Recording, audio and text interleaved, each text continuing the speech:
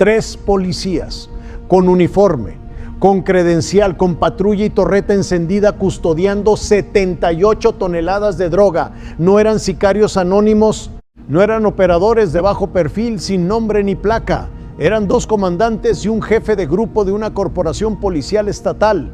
Hombres que esa misma mañana probablemente firmaron su parte de asistencia en una oficina institucional y cobraron su quincena del Estado mexicano.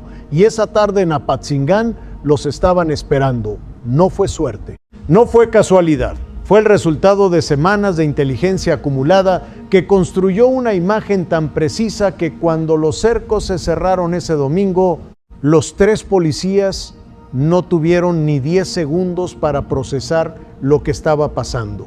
Pero antes de llegar a ese momento, hay que entender algo que hace que este operativo sea diferente a cualquier decomiso de droga que hayas visto antes, porque la cifra es histórica. Pero la cifra no es el punto. El punto es quién estaba cuidando esa cifra. Domingo 5 de abril, Michoacán, zona industrial en las afueras de Apatzingán. No es madrugada, no hay niebla, es tarde de domingo, con luz plena, con el sol todavía sobre la zona industrial, con vecinos terminando su fin de semana a 200 metros de algo que ninguno de ellos sabía que existía. 78 toneladas métricas de metanfetamina y fentanilo, empacadas, selladas, organizadas con la precisión de una operación logística de primer nivel, listas para salir del país en lo que, según los documentos que los peritos encontrarían horas después, estaba planeado como el último gran envío del CJNG desde esa región antes de que la estructura colapsara completamente. Imagínate, es un segundo, ser el vecino del fraccionamiento de al lado, salir a lavar el carro ese domingo por la tarde, sin saber que a 200 metros hay 78 toneladas de la droga más letal que existe en el mercado global, sin saber que los hombres que la cuidan llevan uniforme de policía estatal, sin saber que lo que parece una tarde tranquila de domingo en una zona industrial es en realidad el último movimiento de una organización criminal intentando sobrevivir su propio colapso. Esa coexistencia es exactamente lo que hace que la corrupción policial sea tan peligrosa. No opera en las sombras, opera a plena luz, con torretas, con placas, con la institucionalidad del Estado como disfraz. Para entender lo que ocurrió ese domingo en Apatzingán hay que entender primero dónde está parado el CJNG en este momento, porque el contexto no es secundario. El contexto es lo que explica por qué 78 toneladas de droga estaban siendo movidas ese día específico, en esa zona específica, con esa escolta específica. El Cártel Jalisco Nueva Generación fue durante más de una década la organización criminal más poderosa que ha tenido México en tiempos recientes. No por el volumen de su producción, aunque ese volumen era extraordinario, no solo por su capacidad de violencia, aunque esa capacidad era documentadamente brutal, sino por algo más difícil de construir y más difícil de destruir: su penetración institucional. El CJNG entendió desde sus primeros años de expansión que la violencia es costosa, que genera respuesta, que atrae atención y que hay una manera mucho más eficiente de garantizar que tus operaciones funcionen sin interrupciones. Hacer que las personas encargadas de interrumpirlas decidan no hacerlo, no mediante amenazas directas en primera instancia, mediante dinero, mediante acuerdos, mediante la construcción paciente de una nómina paralela dentro de las instituciones que teóricamente existían para contenerlos. Un comandante de policía en Tierra Caliente que recibe un pago mensual del cártel no necesita disparar un solo tiro, no necesita amenazar a nadie, solo necesita asegurarse de que sus unidades patrullen las zonas equivocadas en los momentos equivocados. Solo necesita que el reporte que sube a sus superiores describa una zona tranquila cuando esa zona está en plena actividad logística. Solo necesita que cuando llegue una solicitud de información sobre movimientos en su área, la respuesta institucional sea que no hay nada inusual que reportar. Eso vale para el cártel más que 10 sicarios, más que 20, porque el sicario puede proteger un punto físico durante un tiempo limitado. El comandante corrupto puede mantener despejado un corredor completo durante semanas, durante meses, con la cobertura institucional del Estado como paraguas. Esa es la inversión que el CJNG hizo durante años en Tierra Caliente. No en armamento, aunque el armamento también estaba no solo en laboratorios, aunque los laboratorios eran industriales, en la nómina policial, en los pagos regulares, organizados, registrados internamente como si fueran contratos de servicios, porque eso era exactamente lo que eran para la contabilidad del cártel. Tierra Caliente abarca partes de Michoacán, Guerrero y el Estado de México, y durante décadas ha sido uno de los territorios más complejos del mapa criminal mexicano. No es una coincidencia geográfica. Es una zona de tránsito natural entre el Pacífico y el centro del país, con historia agrícola que la convirtió primero en productora de amapola y marihuana, y que en las últimas 2 décadas fue transformada por el CJNG en algo cualitativamente diferente, un nodo logístico industrial para el procesamiento y la distribución de drogas sintéticas a escala global. La metanfetamina que se consume en Estados Unidos, en Europa y en los mercados asiáticos no sale de laboratorios urbanos improvisados, sale de instalaciones que desde afuera son indistinguibles de bodegas de almacenamiento comercial, de talleres mecánicos, de granjas, y se mueve a través de rutas que requieren 3 cosas que el dinero por sí solo no puede comprar sin ayuda del sistema: control del territorio, control de las vías de comunicación y control de las personas encargadas de vigilar esas vías. Los 3 policías detenidos este domingo eran la encarnación exacta de ese tercer componente: 2 comandantes y un jefe de grupo, rangos medios dentro de una corporación policial estatal, ni tan bajos como para no tener autonomía operativa real, ni tan altos como para estar bajo escrutinio constante de los mecanismos de control interno. El punto medio perfecto entre visibilidad institucional y capacidad de decisión, desde esa posición podían determinar cómo se asignaban los turnos de patrullaje, qué zonas se cubrían y con qué frecuencia, qué información subía o no subía en la cadena de mando. Y crucialmente, cuando una escolta policial aparecía en una carretera de Michoacán custodiando un convoy que ningún registro oficial documentaba como existente, esa posición los hacía valiosos para el cártel de una manera que ninguna cantidad de sicarios podía reemplazar, y los hacía peligrosos para cualquier ciudadano de esa región de una manera que tampoco tiene equivalente en la amenaza directa de la violencia organizada. Porque la violencia al menos es visible. La corrupción policial es invisible por diseño, opera dentro de la institucionalidad, se mueve con las mismas señales que la autoridad legítima y por eso dura, por eso sobrevive. Por eso puede existir durante años en el mismo territorio sin que nadie dentro del sistema active ninguna alarma, hasta que alguien desde afuera del sistema local construye un expediente que no puede ignorarse. La inteligencia que llevó al operativo del domingo 5 de abril no fue producto de una denuncia ciudadana. No fue un informante que llegó a una oficina con información a cambio de protección. Fue el resultado de una metodología más moderna, más paciente y en ciertos aspectos más implacable. El análisis sistemático de patrones de comportamiento en un territorio bajo presión. Cuando una organización criminal opera bajo estrés sostenido, cuando siente que su capacidad de funcionar se reduce de manera irreversible, cambia su comportamiento de maneras que son predecibles para los analistas que saben qué buscar. La literatura especializada sobre estructuras criminales bajo colapso identifica un patrón consistente: el intento de liquidar o mover la mercancía acumulada antes de que sea demasiado tarde, no esperar, no preservar, mover todo lo que se pueda en el menor tiempo posible. asumiendo riesgos que en condiciones normales no se asumirían, usando rutas que en circunstancias ordinarias se considerarían demasiado expuestas, y dependiendo con mayor intensidad de los activos de protección que todavía quedan disponibles. El CJNG, después del abatimiento del Mencho, estaba exactamente en ese estado. Los decomisos en cadena que siguieron habían desmantelado rutas y estructuras que tardaron años en construirse.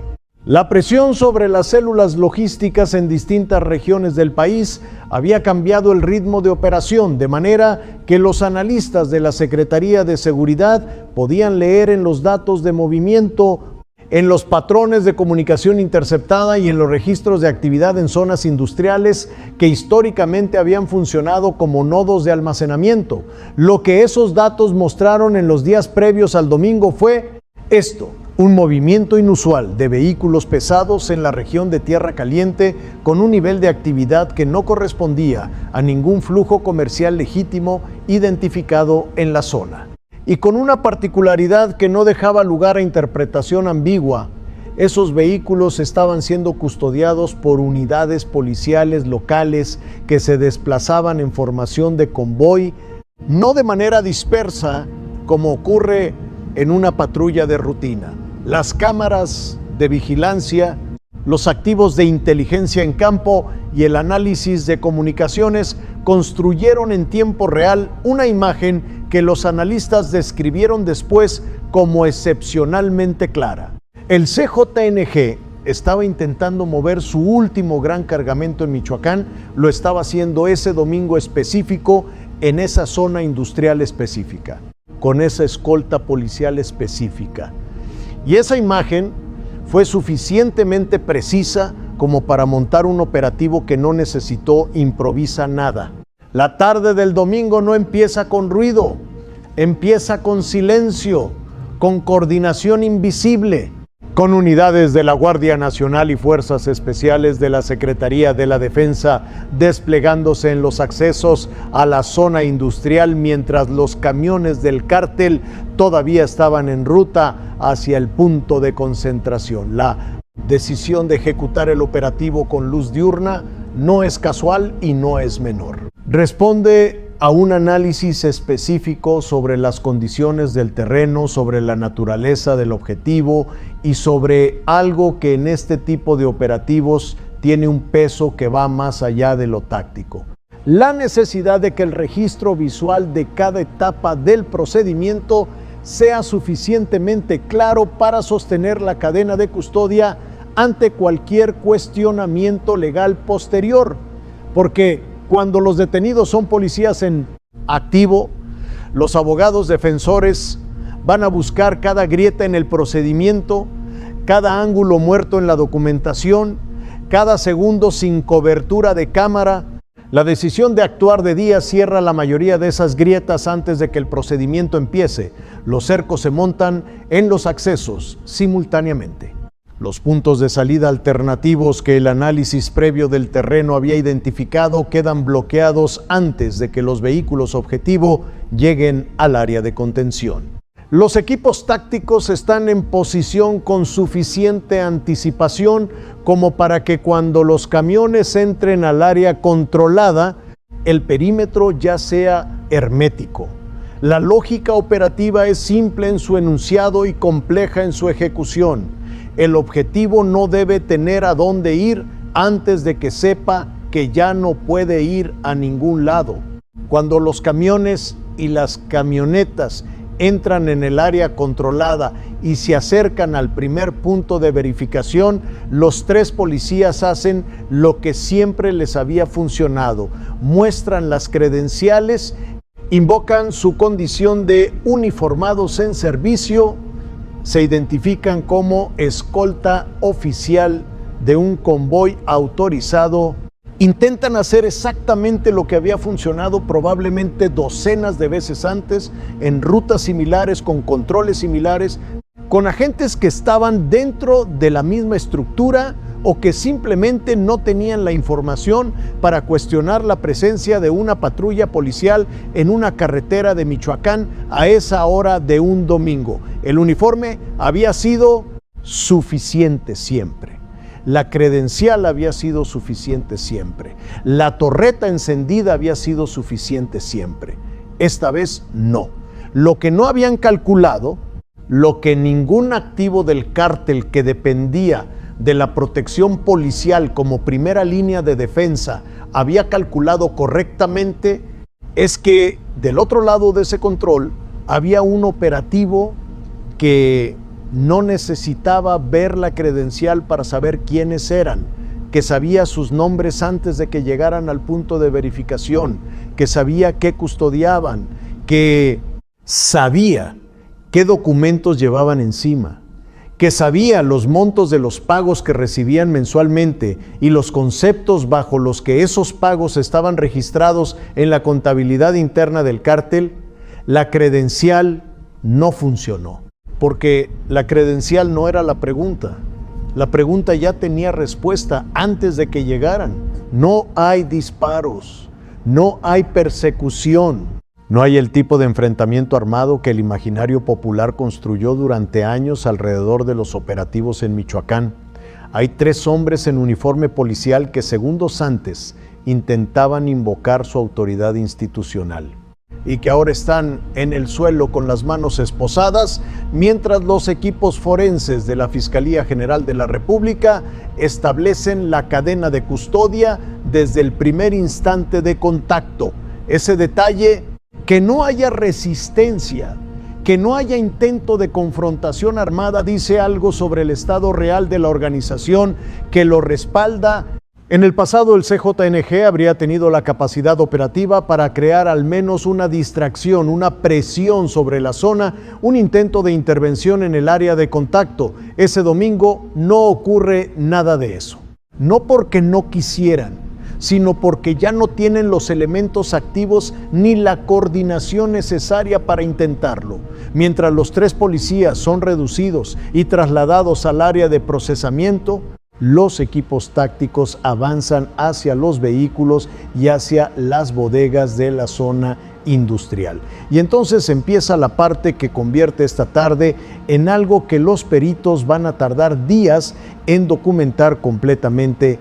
Los dobles fondos en los camiones no son lo que la mayoría de la gente imagina cuando escucha esa frase.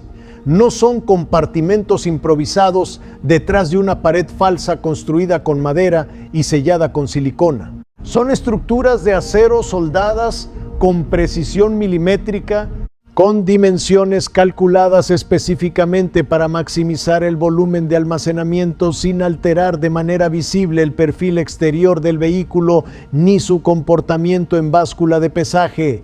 Eso último es crítico. Una báscula de control carretero registra el peso del vehículo. Si el peso no corresponde al tipo de carga declarada, la discrepancia genera una alerta.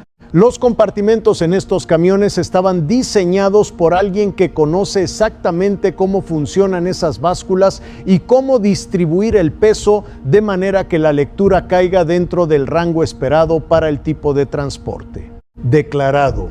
Eso no es artesanal. Eso es ingeniería aplicada al narcotráfico con un nivel de sofisticación que habla del capital invertido y del tiempo dedicado a perfeccionar cada detalle. Los tanques de combustible modificados son quizás el elemento más elaborado de todo el cargamento. Desde el exterior son completamente indistinguibles de tanques estándar. Las conexiones de llenado funcionan normalmente. Los indicadores de nivel están calibrados para mostrar lecturas coherentes con el uso real. Para cualquier revisión superficial, incluyendo las revisiones que se hacen en la mayoría de los controles carreteros del país, esos tanques son normales. Por dentro, el espacio de almacenamiento real de combustible ha sido reducido al mínimo funcional necesario para mantener la apariencia operativa. El volumen restante está sellado con barreras impermeables de alta resistencia y lleno de paquetes de droga envueltos en materiales que neutralizan la firma olfativa y resisten la presión y las variaciones de temperatura durante trayectos largos. Alguien pasó tiempo considerable resolviendo el problema de cómo hacer que ese tanque parezca un tanque en todas las inspecciones que no impliquen desarmarlo completamente. Y lo resolvió. Las bodegas en la zona industrial tienen algo que los peritos describen como fachadas de operación comercial completas. No son espacios vacíos con droga apilada al fondo. Tienen estantes con mercancía visible en los accesos. Tienen documentación de actividad empresarial en los archiveros.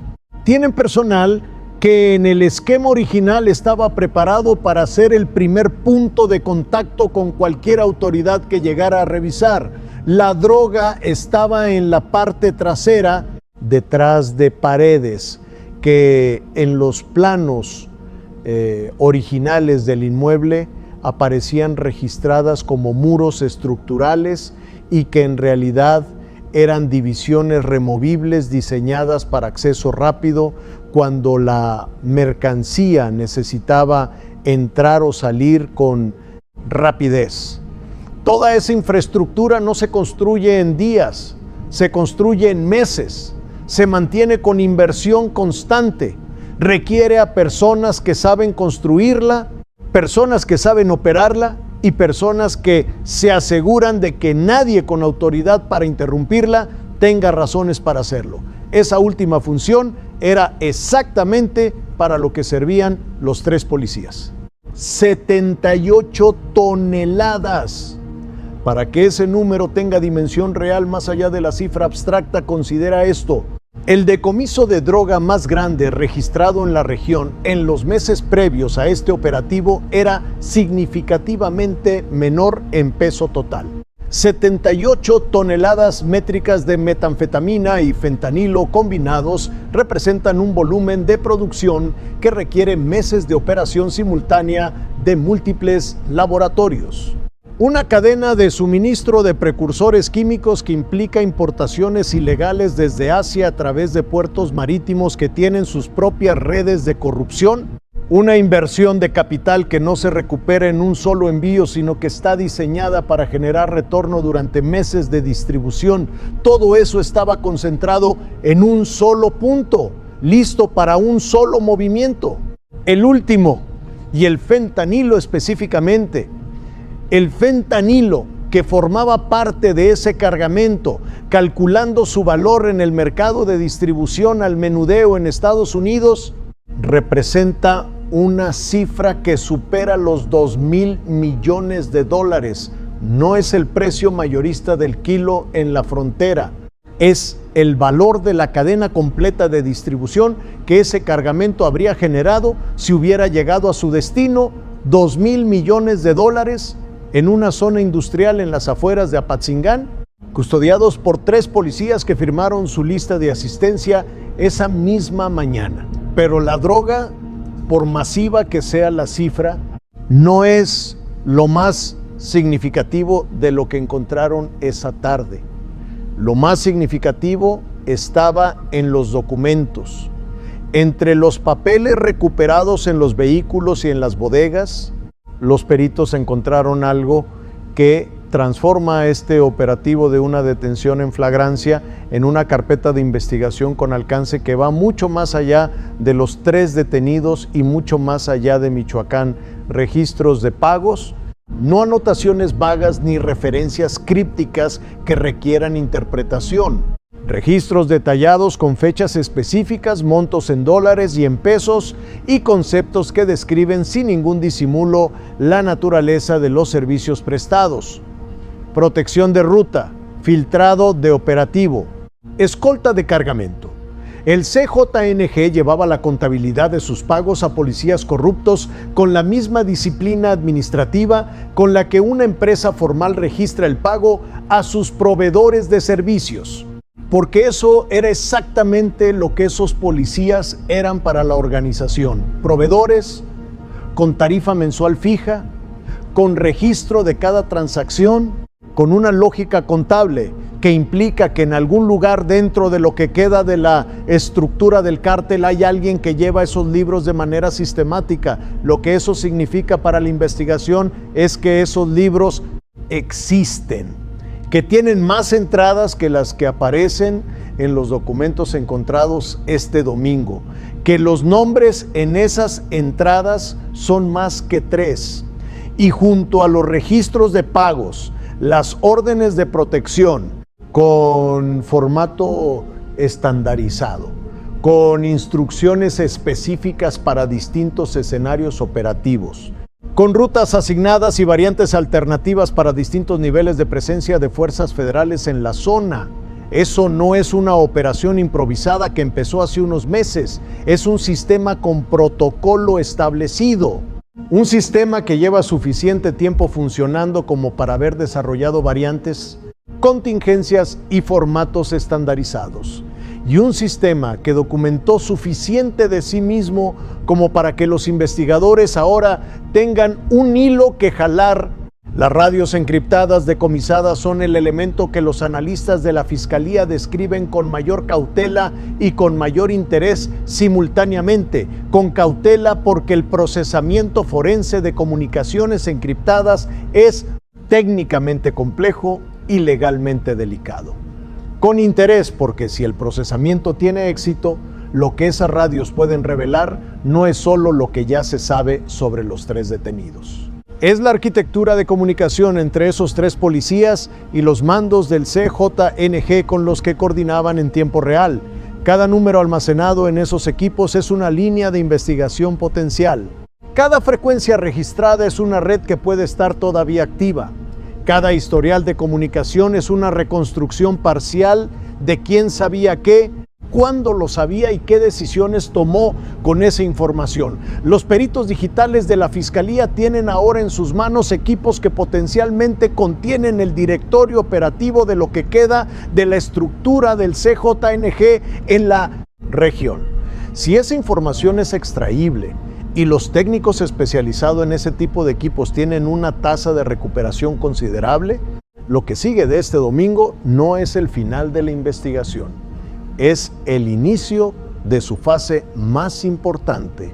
Cuando García Harfuch da su declaración al atardecer, con la luz del final del día sobre Michoacán y con el operativo técnicamente concluido, el tono es exactamente el mismo que ha definido su comunicación pública a lo largo de toda esta ofensiva, sin adornos, sin el tipo de dramatismo construido para la cámara que durante años caracterizó las conferencias de prensa sobre operativos de seguridad en México, con la densidad de quien entiende que lo que está describiendo tiene suficiente peso para no necesitar ningún marco retórico adicional. 3 policías corruptos trabajando directamente para el CJNG, 78 toneladas decomisadas. La última línea de protección policial activa del cártel en la región, destruida. Esa última frase es la que tiene mayor alcance, no como retórica de conferencia de prensa, como descripción técnica del estado actual de la organización en ese territorio. El CJNG en Tierra Caliente no perdió este domingo una célula entre muchas que siguen operando. Perdió lo que era en este momento su único mecanismo de protección institucional activo en la zona. Y perdió simultáneamente el cargamento que habría financiado cualquier intento de reconstrucción estructural en el corto plazo. Sin protección policial y sin liquidez, la capacidad de rearticulación en el territorio es prácticamente cero. No es una evaluación optimista. Es una descripción de las condiciones materiales que determinan lo que una organización criminal puede o no puede hacer en un territorio específico, en un momento específico. Para entender por qué este operativo importa más allá de las cifras del decomiso, hay que entender qué lugar ocupa dentro de la secuencia completa de lo que ha ocurrido en los últimos meses. El abatimiento del Mencho fue el golpe que desarticuló la cabeza visible de la organización. Los decomisos en cadena que siguieron desmantelaron rutas de logística y fuentes de financiamiento que habían tardado años en construirse. La apertura de las bóvedas en la Sierra de Jalisco reveló la escala del esquema de corrupción institucional histórica. Y la documentación que fue saliendo en operativos sucesivos empezó a dibujar una imagen de cómo el dinero del cártel se movía a través de estructuras que van muy por encima del nivel policial local. Este domingo en Apatzingán Sierra, el círculo operativo en el territorio donde el CJNG había mantenido su última capacidad logística significativa. Y lo cierra de una manera específica, no solo decomisando la mercancía, sino documentando el mecanismo de protección institucional que hacía posible que esa mercancía existiera. Esa documentación, los registros de pagos, las órdenes de protección, el formato estandarizado de las comunicaciones, es lo que convierte este operativo en algo más que el fin de una célula. Es material de investigación que apunta hacia estructuras que todavía están activas, hacia nombres que todavía no han sido mencionados en ningún comunicado oficial, hacia niveles de la cadena de corrupción que están por encima de 2 comandantes y un jefe de grupo de una corporación policial estatal. El patrón que esta ofensiva ha establecido en los meses previos es consistente. Cada operativo produce documentación. Cada documentación produce nuevas líneas de investigación. Cada línea de investigación produce el siguiente operativo. Y cada operativo siguiente apunta a un nivel de la estructura que el anterior no había alcanzado todavía. Lo que los documentos de Apatzingán apuntan, según las fuentes cercanas a la investigación, no se queda en Michoacán. Hay una pregunta que este operativo deja en el aire y que ningún comunicado oficial va a responder de manera directa en el corto plazo. ¿Cuántos operativos anteriores en esa región fallaron porque uno de esos 3 policías o alguien en la cadena de mando que tenía acceso a la información del operativo hizo una llamada a tiempo? ¿Cuántos cargamentos pasaron por esas mismas rutas con esa misma escolta antes de que la inteligencia llegara a tiempo para cerrar el cerco? ¿Cuántos nombres aparecen en esos registros de pagos que los peritos están analizando ahora y que todavía no han sido presentados públicamente? Esas preguntas no tienen respuesta pública todavía, pero tienen respuesta dentro del expediente que se está construyendo, y ese expediente va a producir consecuencias que van mucho más allá de los 3 detenidos de este domingo, porque los 3 policías de Apatzingán no inventaron el sistema que los hacía útiles para el cártel.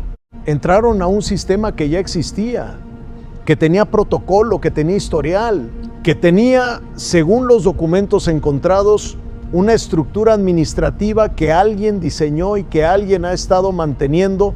Ese alguien no está en ningún comunicado todavía, pero está en los archivos, y los archivos ahora están en manos de la Fiscalía. Los 3 policías son lo que se ve. Lo que viene después de los documentos, de las radios y de los registros de comunicación es lo que todavía no se ve.